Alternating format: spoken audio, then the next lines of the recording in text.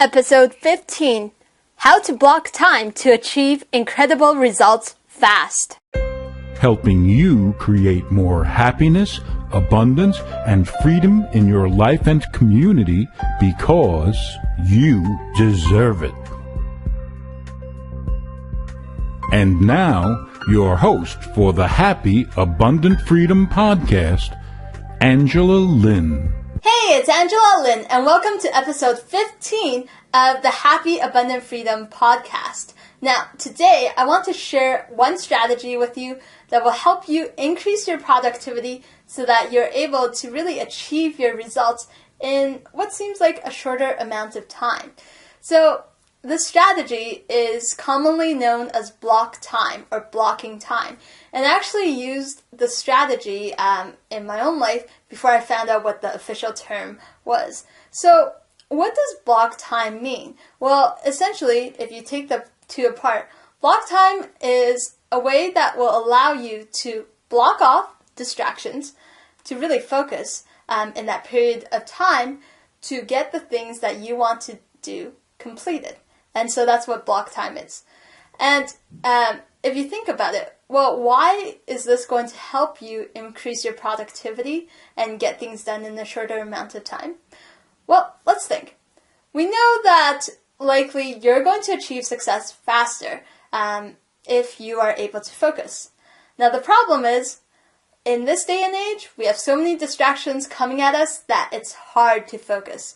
So block time helps you fight against that.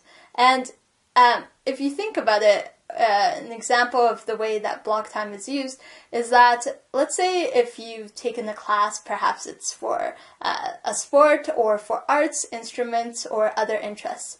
You know that for that hour of class, you are to focus on learning and doing whatever it is that's required in that class. You know, you don't necessarily go pay for a class and then go there and half the time be chatting on your phone or checking out your social media or surfing the internet. You don't really do that when you're in class. And I'm pretty sure the teacher or instructor is going to yell at you too if you continue to do that. So that's an example of block time. And if you think about it, well, once you go into that class and you really focus on whatever it is you need to do in that class, hey, at the end of the class, you would have had better results, all right? So, and a way that we actually use it back when I was in university is actually there's some courses, they offer what's known as block week, where you don't have to take all semester, 3 months to go to a class. You can just take that class in 1 week, all right? 1 week alone, block week, intense, compressed. But the thing is, guess what? Instead of having to spend 3 months of being in class, you can just spend a week in class and be done with it, and you're done that class, all right? So that saves you a lot of time. A week compared to 3 months, that's a lot of time. And so block time can be quite useful. And so what you have to think about is a couple of things to really help you implement block time for your life. So the first thing is to figure out, okay, what is my most important goal that will truly make me feel really happy or perhaps increase my level of abundance and freedom in my life if I'm able to achieve it? What's that goal? And the second step is to figure out what are the tasks that I need to get done to help me move closer to that goal. So once you figure this out, in terms of tasks that you have to do, what you want to do as step 3 is to figure out how long each of these tasks take. And then, once you figure out how long each of these tasks take, step 4 is to schedule what's known as block time. So, block time, each block should be 1.5 to 2 hours maximum for each block, alright? And you can have a couple of blocks of time set throughout the day. But the reason why I say 1.5 to 2 hours is because it's long enough that will help you get into the zone so that you can really focus on doing what it is that you need to do.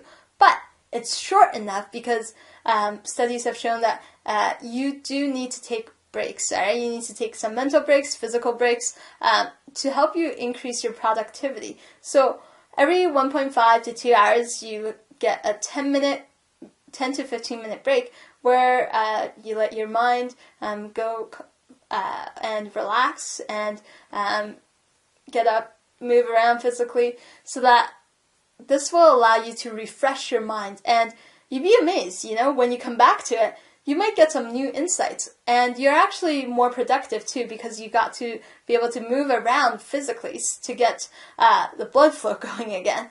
All right, so that's what you need to do. Schedule a couple blocks of time where you, depending on how long you think your tasks require, you schedule however many blocks that's needed. And what I typically do is I'll schedule at least a 4-hour total period block time in for each day. So let's say today I want to create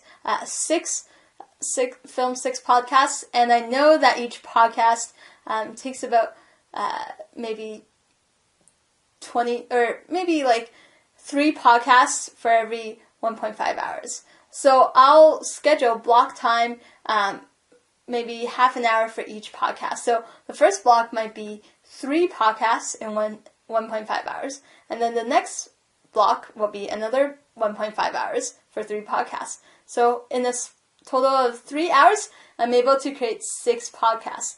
And then so I might do that for each day. And you can schedule more blocks during your day depending on how long each of your tasks requires. So that's what you want to do. And then, so that's the time part. Now you need to block off things. So after you figure all of this out, it's to tell people, all right? Tell your family, tell your friends that you're going to be blocking things out, all right? So I want you to turn off your phones, turn off the internet, unless you're doing research, but turn off the internet, turn off various distractions that you have, all right? And to just put all of those distractions away, music, and to just focus on doing whatever it is you need to do in your block time. So one of the things that I found to be particularly useful is to figure out, okay, I'm going to block time off between 1 o'clock and 5 o'clock, let's say, all right? So during this time, if you call me or if you text me or try to contact me, I'm not going to get back to you. I will contact you again once it's reached 5 o'clock after I finish my block time. So once you create that expectation with your friends, your family, or other people that you need to, that want to contact you, then at least you won't be feeling guilty that you're ignoring all these people, and they have the expectation. They won't get mad at you because they know that you're not available during this time. All right, and then simply go do it. So that's really the 5 steps that you need to take to implement block time. So first step is to figure out what you need to do, what tasks you need to do to reach your goal. And then step 2 is to actually schedule the block time. So how long do you need for each task? All right, so figure that out. And then step 3, block off a time during your day. So let's say my first block is going to be 1 to 3. All right, my second block will be perhaps 3:15 to 5:15. All right, it's 2 blocks. Schedule that block, and then step 4 is to tell people that you're going to be blocking them out. Okay, and to put away your phones, put away internet, put away any distractions. Block all of that off. And step 5. Carry out your tasks, whatever you need to do in your block time, all right? So those are the 5 steps. For this episode's show notes with action steps, resources, transcripts, and my video recording, please visit happyabundantfreedom.com/EP15 or EP15, where you'll find more resources as to some additional ways that can help you block time much better to get you the results that you want.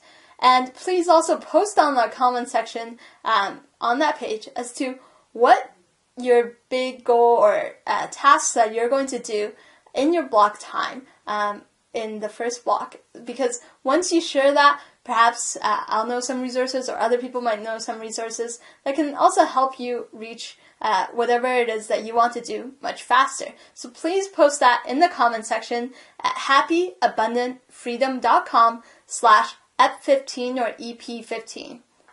In the next episode, we're going to be covering the first of 3 parts as to how to really create successful habits. Because a lot of times, success isn't necessarily dependent on how smart you are, how naturally talented you are, but it's actually based on consistency.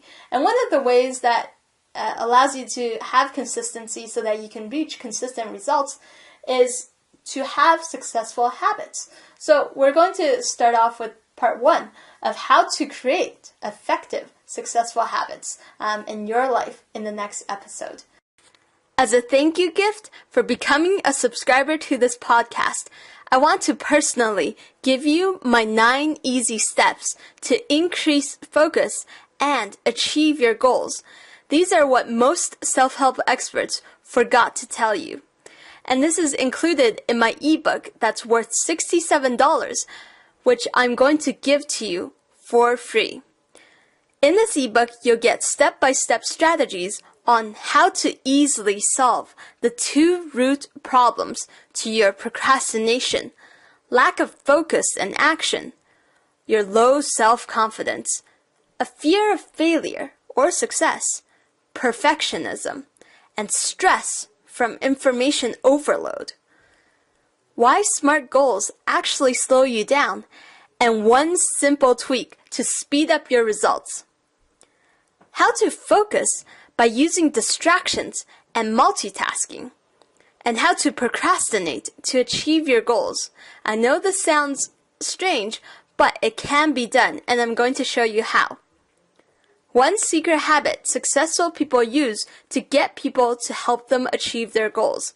So you can sign up for free to become a subscriber to this podcast and get this ebook for free by going to www.happyabundantfreedom.com/podcast.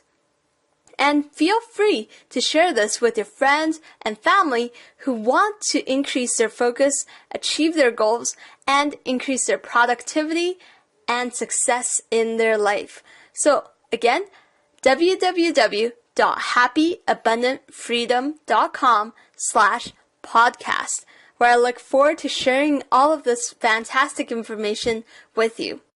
In the meantime, here's to you creating more happiness, abundance, and freedom in your life and your community. Thanks for tuning in.